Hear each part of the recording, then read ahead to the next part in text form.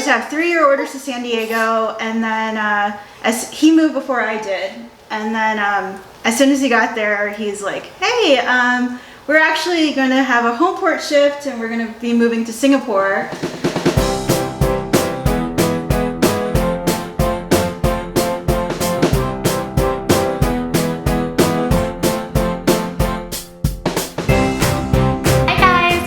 Adventures from the Homefront. I am Jessica.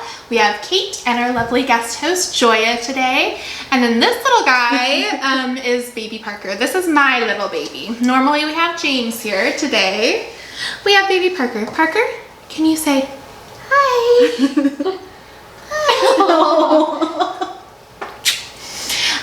Anyways, so we took a little break, so it feels good to be back. We'll have a video coming to you guys soon all about why we took that break. There's a lot of things going on. Joya's like, I don't know what you guys are talking about. I'll be watching for that video. Yes. There's a lot of things, but we're excited to be back at it, excited to be filming again, and really excited that you're here today. Excited to be here. Hi everyone, my name is Joya. My husband and I, we've been here in Virginia Beach for just about a year now.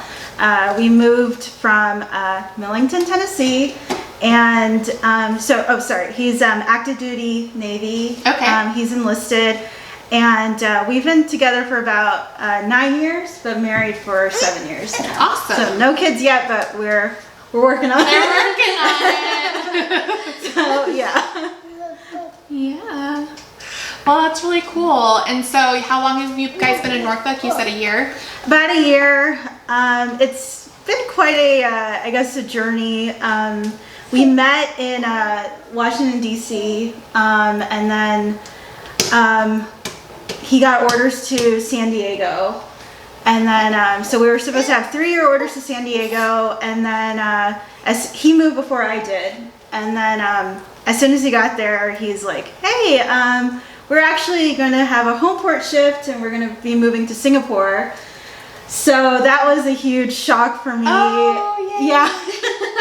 And so that was, our first experience living overseas, and I felt like a true test of our marriage because we just got married. Yeah. And I was going to ask you, that was one of my questions was, have you guys been stationed overseas, and how did you feel about it, and did you like it, yes or no? And you answered it already. Like, that's amazing.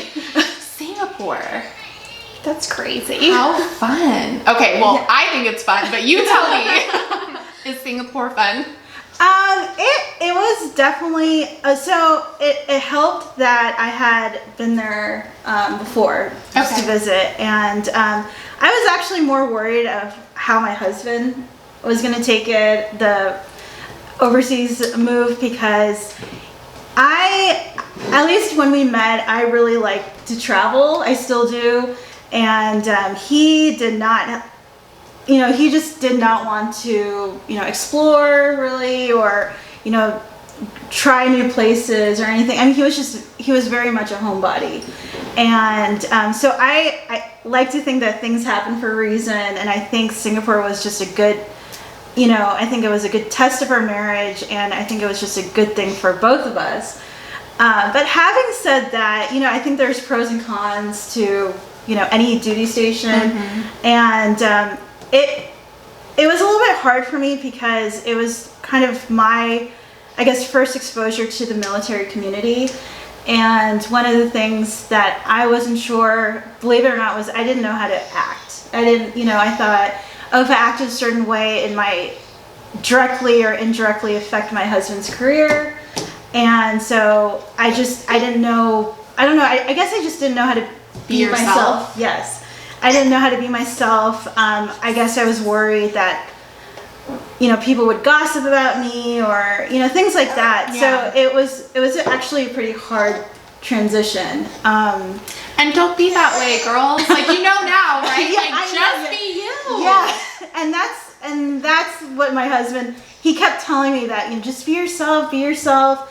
And it took me actually a while just to be myself, in just a whole new community. I mean, it it was hard because you're not with your family. You have to build a new support system all over again.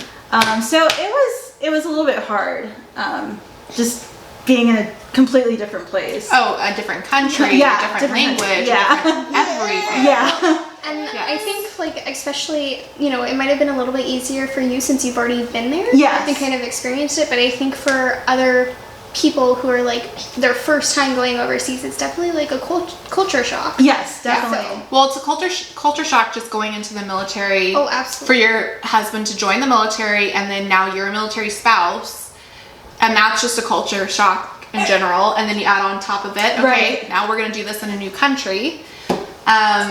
Yeah, and you know, it's, I guess, one of the, I don't know, interesting things, I guess, that we noticed once we came back was, and I don't know if you guys experienced this, that, you know, everyone expects for you to visit them, like family and friends and all, because understandably, we had a lot of a family visit us in Singapore, which is great. But then once we came back, I think there was that expectation, like, hey, we're back in the States, you know, visit us, take the time to visit us. But we didn't really get that reception. I mean, our parents visited, some of our family visited, but it was, I don't know, it was a little bit hard for us to understand, like, why not take the time, you know, to visit us? We don't have, you know, the money and the resources necessarily to always travel to see everyone else. So that was a little bit frustrating when coming back to the States. Yeah, but it's good that your family got to go out there and visit you guys while you were there, because that's kind of like a once in a lifetime experience. But yeah, I've heard people say both ways, that either, you know, family just expects you to accommodate their schedules and go to them, or I've heard the other ways, like, as soon as you guys come back overseas, or as soon as your husband comes back from deployment or whatnot, that family just doesn't give you enough time to acclimate either before they're knocking on your door. So it can go both ways. Right. But full-on experience with that. And it's not that I don't want to go see my family. You know, I love both sides, my husband and mine. But it's kind of one of those things where, like, your spouse is kind of stressed from work, and if you yourself has work, like, whenever you come home, you just want each other. Right, exactly. And so you don't want to go out and, like, obviously you love and you want to see your family.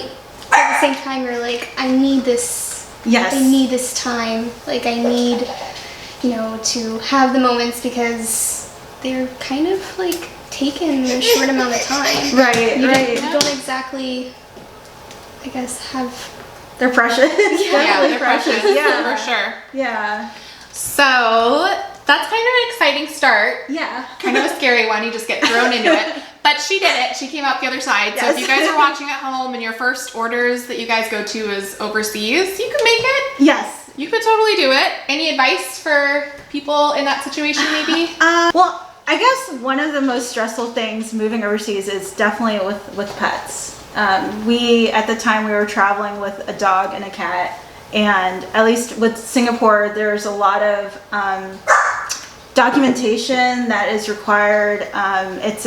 They're just very strict about, say, you know, it's a rabies-free island.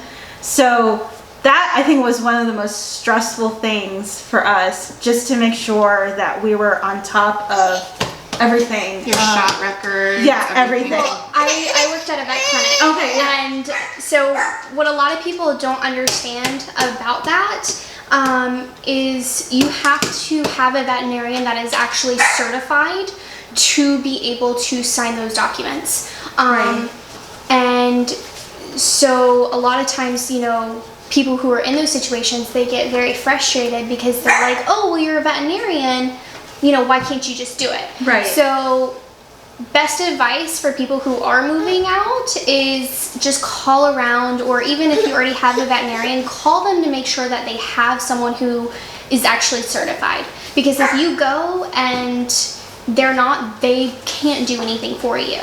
Right. So it's kind of like a waste of your time, and then you're also angry because you're stressed out, you gotta go. Yeah, I mean, at least with the moving with pets overseas, I would start the process as soon as you get the orders. Yeah, smart. Because at least in Singapore, I know different places have different quarantine laws, but you know, with us, we were lucky because since we got the paperwork on time, we were able to quarantine our pets for 10 days. Otherwise, it would have been 30.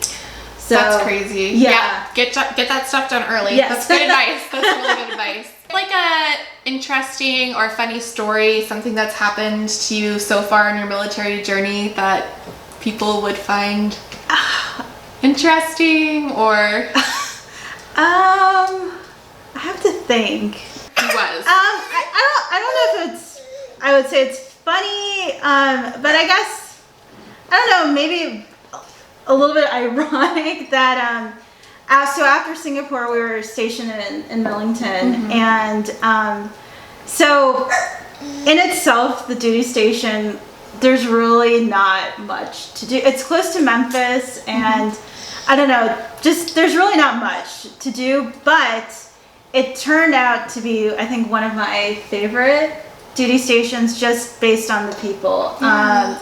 I met, it took some time. I think that's like one of the hardest things for me, you know, with getting used to the military life. You know, you just feel like you're pressing the reset button every 3 years. You know, you're picking up, you're moving to a new place, you're getting acclimated, and then you have to find that support system all over again, and friends and all that. At least that's my experience.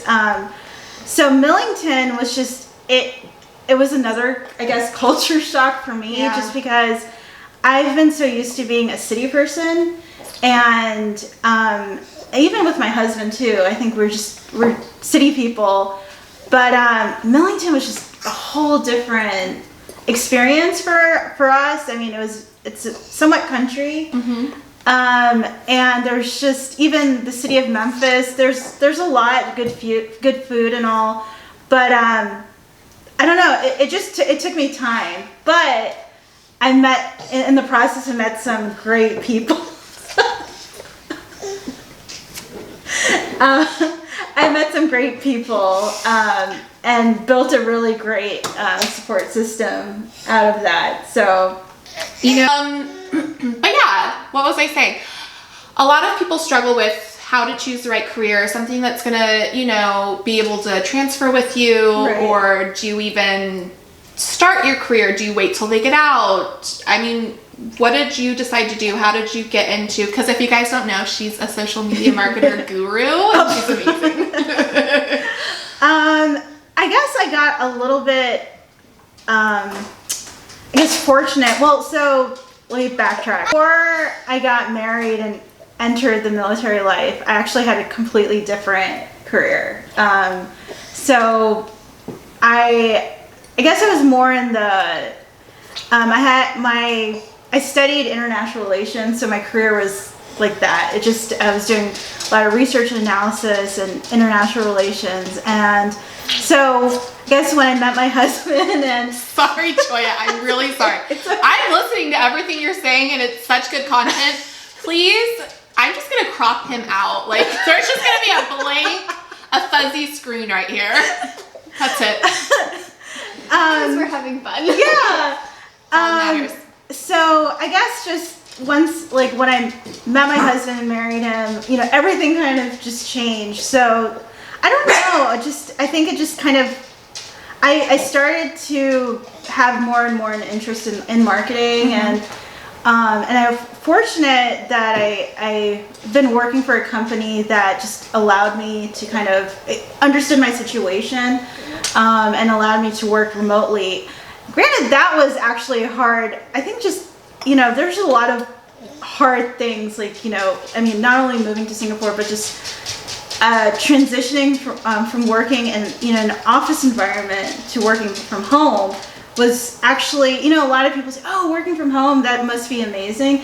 And there are, you know, advantages to that, but there's also disadvantages. It does take a lot of, I guess, discipline, which I'm not, you know, admittedly, I'm not the most disciplined person. You know, there are things that can distract you because you know, like if you're working in a home, you're like, man, I just really want to clean that or fold the laundry. And then you do miss that, I guess, social interaction, you know, with coworkers or just people there. So it can get pretty isolated. Other adult conversations. Yeah, adult.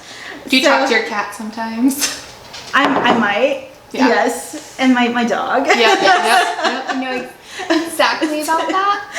So, but I think the good news is that, I've read that there's a lot more jobs that are becoming, you know, I think more and more companies are allowing people to work remotely. Yes. I think there's that flexibility, and the way I see it is, you know, if you can get the job done,